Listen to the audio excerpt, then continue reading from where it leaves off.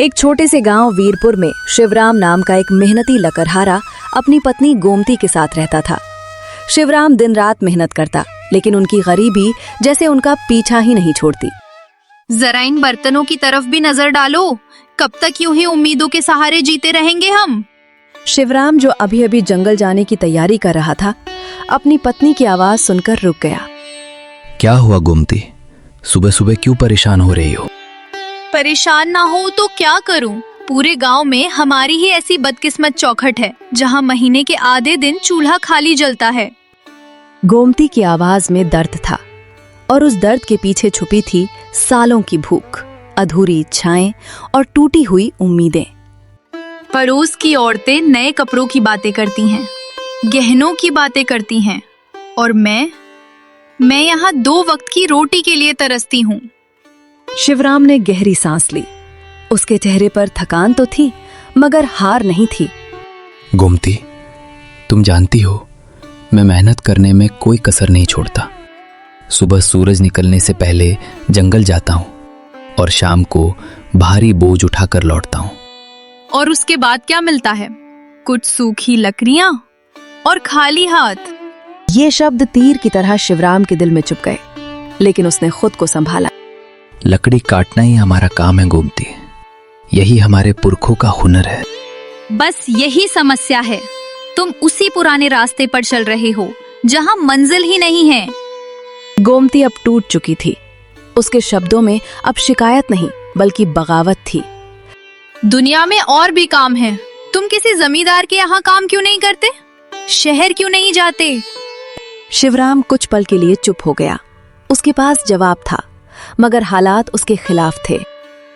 ठीक है गोमती, अगर तुम्हें लगता है कि मैं और कुछ कर सकता हूँ तो आज से मैं कोशिश करूंगा। मुझे बस इतना चाहिए कि हम रात को चैन से सो सकें, ये सोचकर नहीं कि कल क्या खाएंगे। शिवराम ने उसकी आंखों में देखा। वहां गुस्सा नहीं था, सिर्फ डर था। मैं वादा करता हूँ, मैं हार नहीं मानूंगा। आज जंगल के उस हिस्से में जाऊंगा जहाँ की लकड़ियां महंगी बिकती हैं, और साथ ही जमींदार से भी बात करूंगा। गोमती कुछ नहीं बोली। अचानक दरवाजे पर किसी ने हल्की सी दस्तक दी। कौन है? शिवराम ने दरवाजा खोला और सामने जो देखा, उसे देखकर वो ठिठक गया। एक बूढ़ा साधु, चेहरा शांत, आंखें तेजस्वी, लेकिन शरीर कमजोर। बेटा, क्या इस प्यासे राही को थोड़ा सा जल मिल सकता है? अंदर आइए महात्मा जी। नहीं पुत्र, मैं यहीं ठीक हूं, बस थोड़ा सा जल। शिवराम अंदर गया और एक मिट्टी के घड़े से पानी निकाल कर लाया। महात्मा जी, भोजन के लिए मेरे पास कुछ नहीं है, लेकिन कृपया इस जल को स्वीकार कीजिए। साधु ने पानी पिया और जैसे ही पानी उसके गले से उतरा, उसके चेहरे पर एक अलग ही चमक आ गई। पुत्र, तुमने आज जो किया है वो बहुत बड़ा है। मैंने तो सिर्फ अपना कर्तव्य निभाया है। नहीं, तुमने अभाव में रहकर भी अतिथि का सत्कार किया है, और यही तुम्हारी सबसे बड़ी परीक्षा थी, जिसमें तुम सफल हुए हो। शिवराम और गोमती दोनों हैरान थे। मैं तुमसे प्रसन्न हूं, इसलिए मैं तुम्हें 3 वरदान देता हूं। 3 वरदान? उसकी आंखों में अचानक चमक आ गई।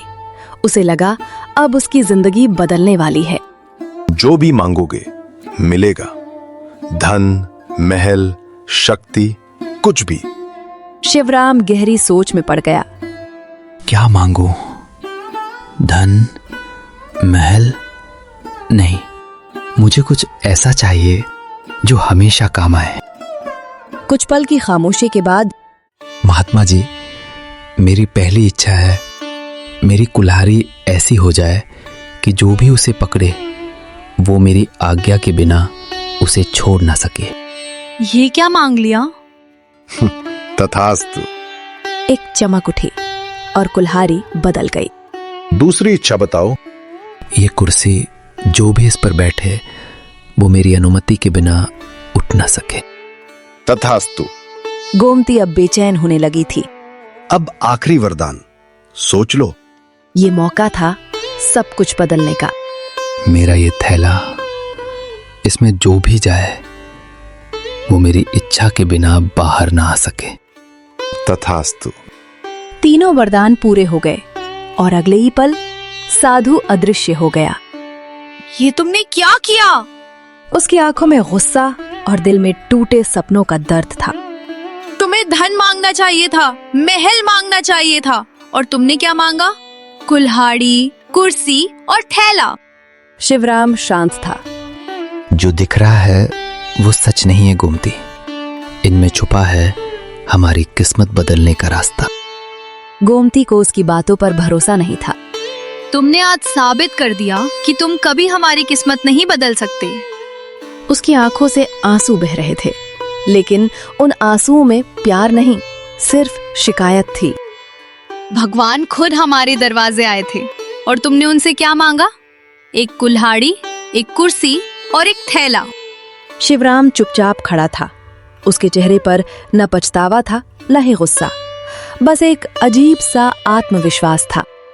गोमती, कभी कभी जो दिखता है वो असली ताकत नहीं होता। और जो तुमने मांगा है वही असली ताकत है। क्या इन चीजों से हमारा पेट भरेगा? शिवराम ने गहरी सांस ली। उसने समझ लिया था कि अभी समझाने का कोई फायदा नहीं है। वक्त आने दो, सब समझ आ जाएगा। लेकिन गोमती के लिए अब इंतजार करना नामुमकिन था। मैं अब और इंतजार नहीं कर सकती, मुझे बस सुकून चाहिए।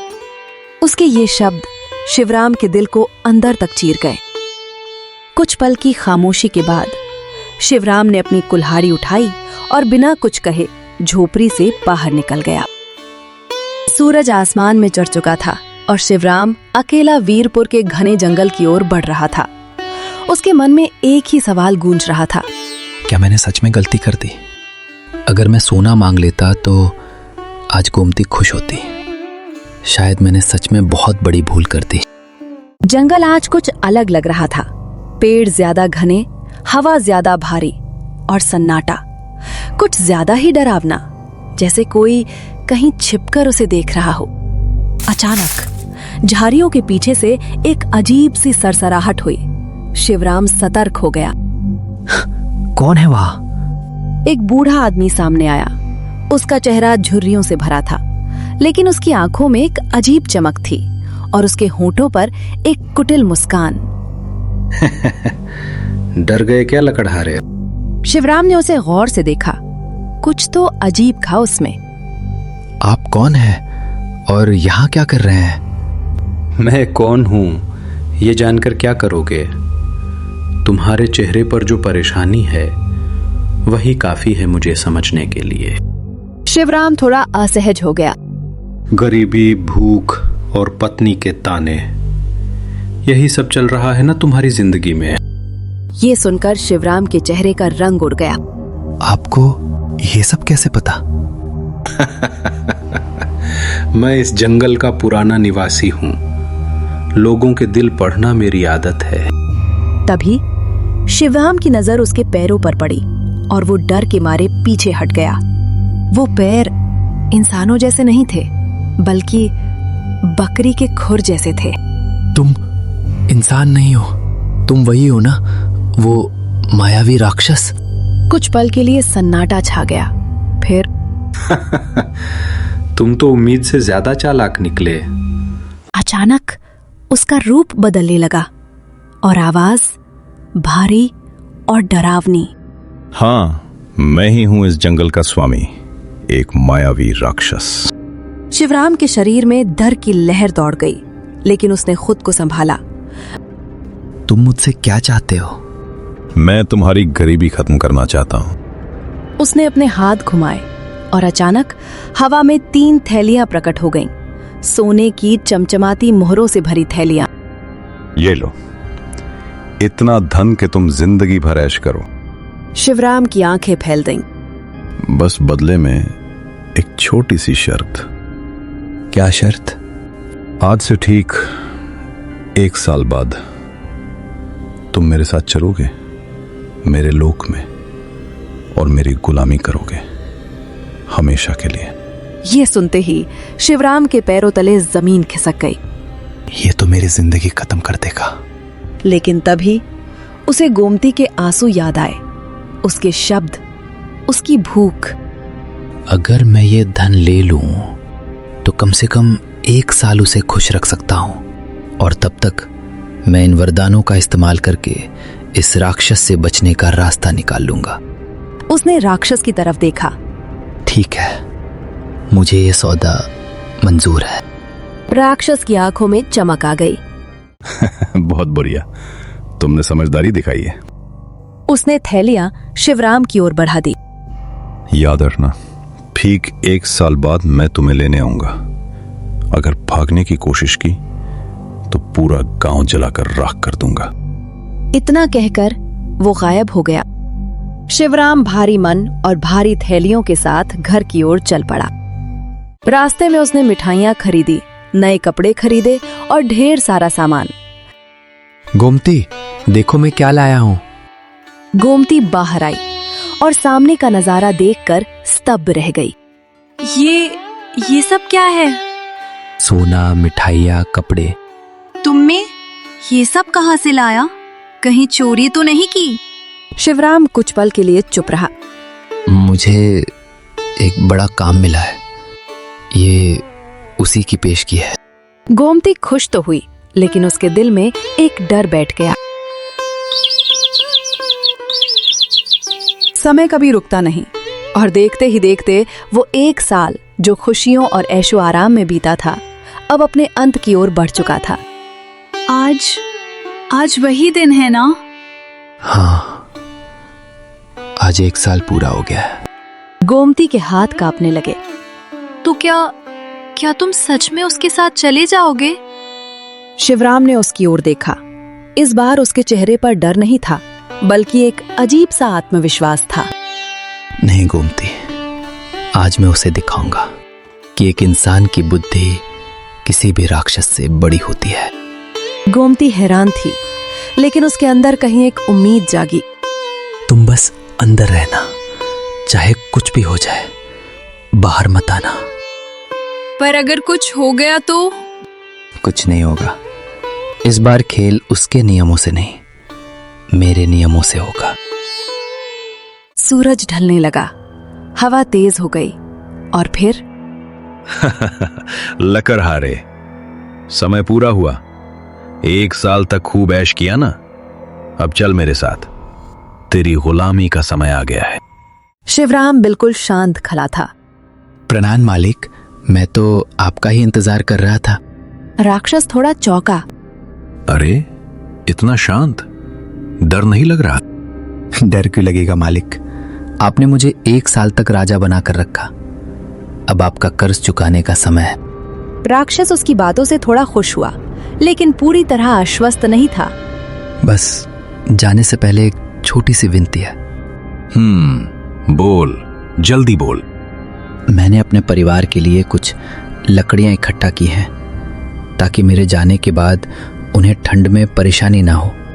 बस थोड़ी सी लकड़ियां और काटनी बाकी हैं। राक्षस हंस पड़ा। तुम इंसान भी ना, मरते वक्त भी लकड़ियों की चिंता। मालिक, आप तो बहुत शक्तिशाली हैं, आपके लिए ये काम तो पल भर का है। अगर आप मदद कर दें तो मैं चैन से आपके साथ चल सकूंगा।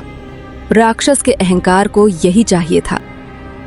देख, मैं कैसे पलक झपकते ही ये काम खत्म करता हूं। उसने कुल्हाड़ी हाथ में ली और धलाम, लकड़ी 2 टुकड़ों में टूट गई। देखा, ये होता है असली बल। लेकिन जैसे ही उसने कुल्हाड़ी छोड़ने की कोशिश की, ये क्या? कुल्हाड़ी उसके हाथ से चिपक गई थी। ये क्या जादू है? मैं इसे छोड़ क्यों नहीं पा रहा? उसका हाथ खुद ब खुद चलने लगा। एक के बाद एक लकड़ियां कटती जा रही थीं। रोक इसे, मैं कह रहा हूं, रोक इसे। शिवराम धीरे धीरे उसके पास आया। मालिक, आप शायद भूल गए, ये कुल्हाड़ी अब मेरी आज्ञा के बिना नहीं रुकती, और जिसे ये पकड़ ले वो इसे छोड़ नहीं सकता। राक्षस की आंखों में डर साफ दिखाई दे रहा था। माद, शिवराम, मुझे छोड़ दे, मेरे हाथ फट रहे हैं, मेरी ताकत खत्म हो रही है। लेकिन कुल्हाड़ी रुकने का नाम ही ले रही थी। मैं हार गया, तेरी बुद्धि के आगे मैं हार गया। शिवराम कुछ पल तक उसे तड़पता हुआ देखता। अब समझ आया कि इंसान की बुद्धि राक्षस की ताकत से बड़ी होती है। राक्षस पूरी तरह टूट चुका था। मुझे छोड़ दे, मैं तुझे अभी नहीं ले जाऊंगा। मैं तुझे 1 और साल की मोहलत देता हूं, और साथ में 3 थैलियां सोना भी। शिवराम मुस्कुराया। सिर्फ 3 थैलियां? मेरी मेहनत की कीमत इतनी कम है। अगर आजाद होना है तो 5 थैलियां देनी होंगी, और 2 साल तक यहां वापस नहीं आना होगा। राक्षस के पास कोई और रास्ता नहीं था। ठीक है, मैं सब मानता हूं, बस मुझे छोड़ दे। अचानक हवा में चमक हुई और 5 थैलियां प्रकट हो गईं। ये ले, अब मुझे आजाद कर। शिवराम ने कुल्हाड़ी की ओर देखा। रुक जाओ। तुरंत कुल्हाड़ी शांत हो गई और राक्षस के हाथ से गिर गई। राक्षस बिना पीछे देखे वहां से भाग गया। उस रात एक गरीब लकड़हारे ने सिर्फ अपनी बुद्धि से एक भयानक राक्षस को हरा दिया था। समय फिर से अपनी रफ्तार से आगे बढ़ा। 2 साल, पूरे 2 साल, और इन 2 सालों में वीरपुर ने एक नया चेहरा देख लिया था। जहां कभी शिवराम की झोपड़ी थी, अब वहां एक बड़ा, मजबूत और सुंदर घर खड़ा था। लेकिन सुकून के पीछे छुपा हुआ डर अब भी जिंदा था। कल 2 साल पूरे हो जाएंगे। हाँ, और इस बार आखिरी बार। मुझे डर लग रहा है। पिछली बार तुमने उसे चालाकी से हरा दिया, लेकिन इस बार वो जरूर और ज्यादा खतरनाक होकर आएगा। गोमती की आवाज कांप रही थी। क्यों ना हम ये गांव छोड़ दें? ये धन दौलत, ये घर, सब छोड़ देते हैं। मुझे कुछ नहीं चाहिए, बस तुम सुरक्षित रहो। शिवराम ने उसकी ओर देखा। उसकी आंखों में प्यार था और दृढ़ निश्चय भी। भागकर डर खत्म नहीं होता गोमती, उसे हराना पड़ता है। इस बार वो मेरी चाल में फंसेगा। अगले दिन जैसे जैसे अंधेरा छा रहा था, हवा फिर से भारी होने लगी।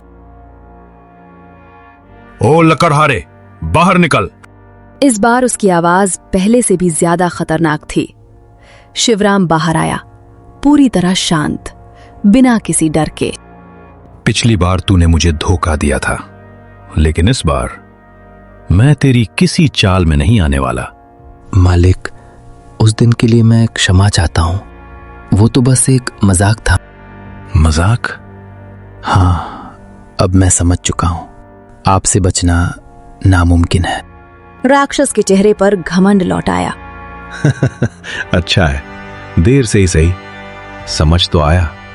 शिवराम ने हाथ जोड़ दिए। बस जाने से पहले एक विनती है। आप इतनी दूर से आए हैं, थक गए होंगे, थोड़ा आराम कर लीजिए।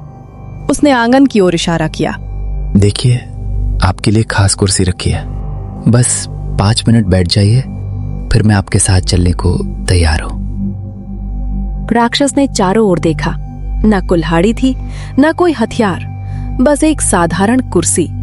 उसने सोचा, शायद ये सच में डर गया है, अब कोई चाल नहीं चलेगा। वो धीरे धीरे कुर्सी की ओर बढ़ा। ठीक है, 5 मिनट बैठ जाता हूं। और जैसे ही वो कुर्सी पर बैठा, कुछ पल तक सब शांत रहा। कुर्सी तो आरामदायक है। अच्छा लगा सुनकर मालिक, पर अब उठकर दिखाइए। राक्षस ने उठने की कोशिश की। ये क्या, मैं उठ क्यों नहीं पा रहा? उसने पूरी ताकत लगा दी, लेकिन कुर्सी उसे कसकर पकड़ चुकी थी। मालिक, ये वही कुर्सी है जिसे छोड़ना आपकी मर्जी में नहीं है। राक्षस के चेहरे पर डर साफ दिखाई देने लगा।